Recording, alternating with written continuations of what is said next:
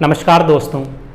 विकास दुबे का इनकाउंटर तो हो गया, हाँ प्लान्ड ही क्यों ना हो, लेकिन आज हम समझते हैं कि रूट कॉज क्या था ऐसे प्लान्ड इनकाउंटर के पीछे।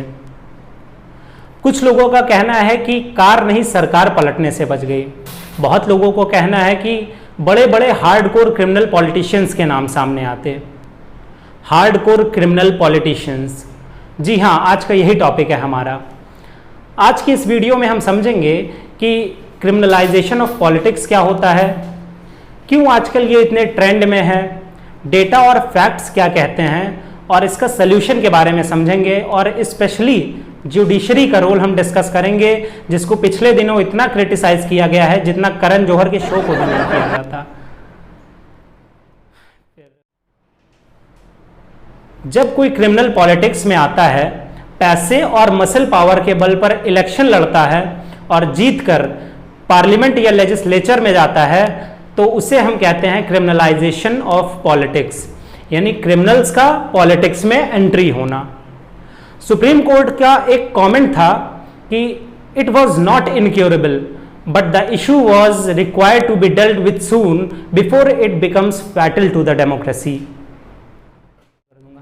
ये ट्रेंड में क्यों है, इसको समझने के लिए हमें यह समझना जरूरी है कि इसमें दो चीजें होती हैं। पहला एक क्रिमिनल, दूसरा एक पॉलिटिशियंस। क्रिमिनल्स को चाहिए होता है पॉलिटिशियंस का संरक्षण to continue their criminal activities, और पॉलिटिशियंस को चाहिए होता है मनी एंड मसल पावर जो प्रोवाइड करते हैं ये क्रिमिनल्स टू विन इलेक्शन।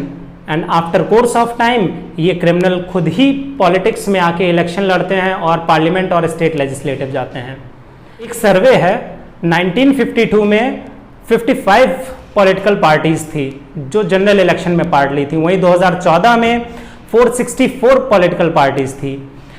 ये जो कंपटीशन है between the parties, it led to the search of underground financing, जिसमें ये क्रिमिनल्स इनकी मदद करते हैं एक लार्ज अमाउंट को यहां से वहां करने में विदाउट बीइंग डिटेक्टेड। अगर क्रिमिनल पॉलिटिशियंस के आंकड़ों की बात करें तो एडीआर के सर्वे के हिसाब से 17th लोकसभा में जीते हुए 539 कैंडिडेट्स में से 233 एमपीज, जो कि होता है 43%, they have criminal charges on them, और उन्हीं में से 29% के ऊपर हीनस क्रिमिनल चार्जेस जैसे murder, attempt to murder, rape और अपहरण जैसे केसेस दर्ज हैं। 2014 से कंपेयर करें तो 26% क्रिमिनल चार्जेस में बढ़ोतरी हुई है। अगर फाइनेंशियल स्टेटस के आंकड़ों की बात करें तो 539 कैंडिडेट्स में से 477, जो कि होता है 88%, वो सब करोड़पति हैं। क्रिमिनलाइजेशन ऑफ पॉलिटिक्स को जितना बढ़ावा देने में जुडिशरी और लेजिस्लेचर का रोल है, उतना वोटर्स का भी है, यानी हमारा और आपका। एक सर्वे में ये पता चला है कि क्रिमिनल कैंडिडेट की जीतने की चांसेस 13% होती है, वहीं एक क्लीन कैंडिडेट की जीतने की चांसेस केवल 5%। It's twice. इसके सॉल्यूशन की तरफ ध्यान दें तो संविधान की आर्टिकल 102 में अमेंडमेंट कर ऐसे पॉलिटिशियंस को डिस्क्वालीफाई करना चाहिए जिनके ऊपर क्रिमिनल चार्जेस हैं।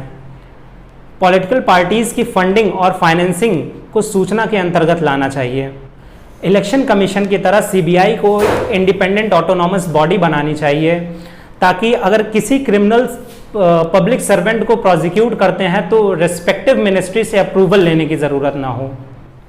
जो केसेस पेंडिंग हैं क्रिमिनल पॉलिटिशियंस के खिलाफ, एक फास्ट ट्रैक कोर्ट बना के उनका जल्द से जल्द निस्तारण करना चाहिए। अब ये हाई टाइम है जुडिशरी के लिए कि वो अपनी एग्जिस्टेंस को प्रूव करे। स्वतः संज्ञान लेकर विकास दुबे के मामले की निष्पक्ष जांच कराई जाए, तभी हमें पता चलेगा कि 60 मामले दर्ज होने के बावजूद कौन से ऐसे पॉलिटिशियंस थे जो इससे बचाते रहे हैं और ऐसे क्रिमिनल एक्टिविटीज़ को बढ़ावा देते रहे हैं।